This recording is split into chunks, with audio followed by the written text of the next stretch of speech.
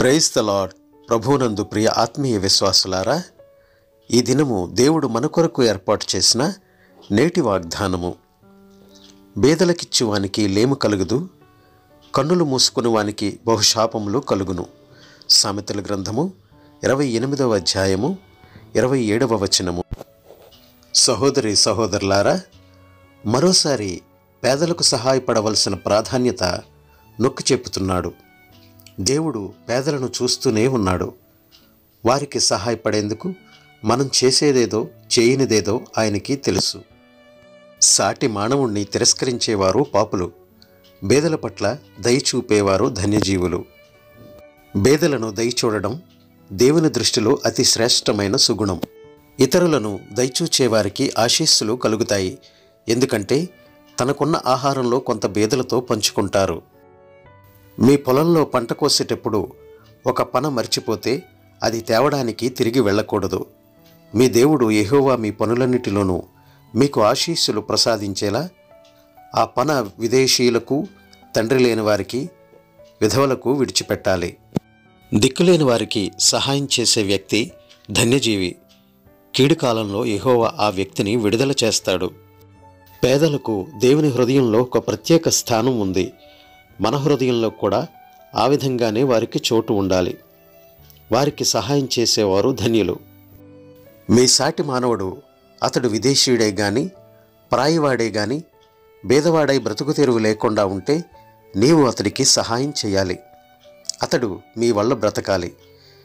మీ దేవుని పట్ల భయభక్తులు కలిగి అతడి దగ్గర ఏమీ వడ్డీ తీసుకోకూడదు. మీ సాటి మానవుడు మీ వల్ల బ్రతకాలి. మీ డబ్బు అతడికి వడ్డీలకు ఇవ్వకూడదు. మీ ఆహారం లాభానికి ఇవ్వకూడదు. మీ దేవుడు యెహోవా మీకిచ్చే దేశంలో, మీ ఊళ్ళలో ఎక్కడైనా మీ స్వదేశీయులలో బేదవారి పట్ల హృదయం కఠినం చేసుకోకూడదు. వారికి సహాయం చేయకుండా ఉండకూడదు. మీ స్వదేశీయుణ్ణి దయచూడకుండా అతడికేమీ ఇయ్యకపోతే ఒకవేళ అతడు మీ విషయం యెహోవాకు మొర్రపెట్టవచ్చు. అది మీకు అపరాధమవుతుంది. మీరు అతడికి కావలసినదంతా ఇచ్చి తీరాలి. అప్పుడు మీ దేవుడు యెహోవా మీ పనులన్నిటిలోనూ, మీరు చేయు తలపెట్టే కృషి అంతటిలోనూ మీకు ఆశీస్సులు ప్రసాదిస్తాడు. గనుక అతడికి ఇచ్చినందుకు హృదయంలో విచారపడకూడదు. నా ప్రియ సోదరులారా, వినండి. దేవుడు ఈ లోకంలో ఉన్న బీదవారిని విశ్వాసం విషయంలో భాగ్యవంతులుగా, తనను ప్రేమించే వారికి వాగ్దానం చేసిన రాజ్యానికి వారసులుగా ఎన్నుకోలేదా? అనుగ్రహింపబడిన ఈ వాగ్దానం నిమిత్తము ప్రార్థన చేసుకుందాం. మహాపరిశుద్ధుడా, మా ప్రియ పరలోకపు తండ్రి, నీవిచ్చిన ఈ వాగ్దానము నిమిత్తము నీకు వేలాది స్తోత్రములు, వందనములు. అవును తండ్రి, మా జీవితంలో మా నడతలు, మా క్రియలు ఏ విధముగా ఉండాలన్నది మీరు ఈ వాగ్దానములో తెలియచేస్తున్నారు.